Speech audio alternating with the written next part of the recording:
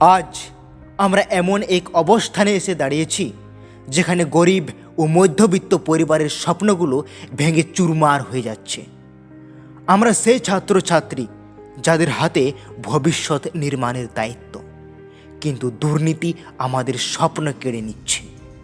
আমরা জানি ভারতে সরকারি চাকরি পাওয়া মানে শুধু একটা চাকরি পাওয়া নয়, বরং এটি পরিবারকে আর্থিক স্থিতি ও সুরক্ষা দেওয়ার মাধ্যম। অথচ আজ এসএসসি, রেলের পরীক্ষা এবং অন্যান্য সরকারি চাকরির পরীক্ষা কেবল দুর্নীতির কারখানায় পরিণত হয়েছে। যেই পরীক্ষাগুলির মেধার ভিত্তিতে হওয়ার কথা, সেগুলো আজ টাকার ভিত্তিতে বিক্রি হচ্ছে। দুর্নীতির এই চক্রের ফলে আমাদের মতো লক্ষ লক্ষ ছাত্রছাত্রী দিনের পর দিন হতাশায় ভুগছে।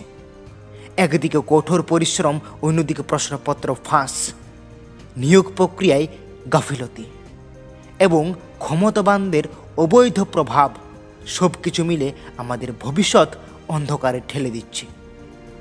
ভাবুন, এই দুর্নীতির ফলে কত মেধাবী ছাত্রছাত্রী আজ বেকার, কত পরিবার তাদের সন্তানের ভবিষ্যৎ নিয়ে চিন্তায় পড়ে গেছে।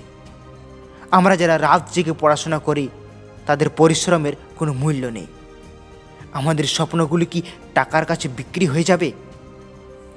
আমরা চাই একটি স্বচ্ছ, সঠিক ও ন্যায্য নিয়োগ প্রক্রিয়া। আমরা চাই মেধার প্রকৃত মূল্যায়ন। সময় এসেছে রুখে দাঁড়ানোর।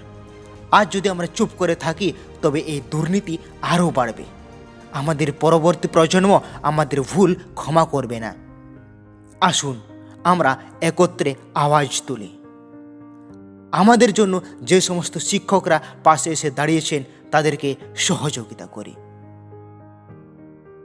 শিক্ষকরা যে সমস্ত প্ল্যানিং করছেন, সে প্ল্যানিংয়ে আমরা সামিল হই।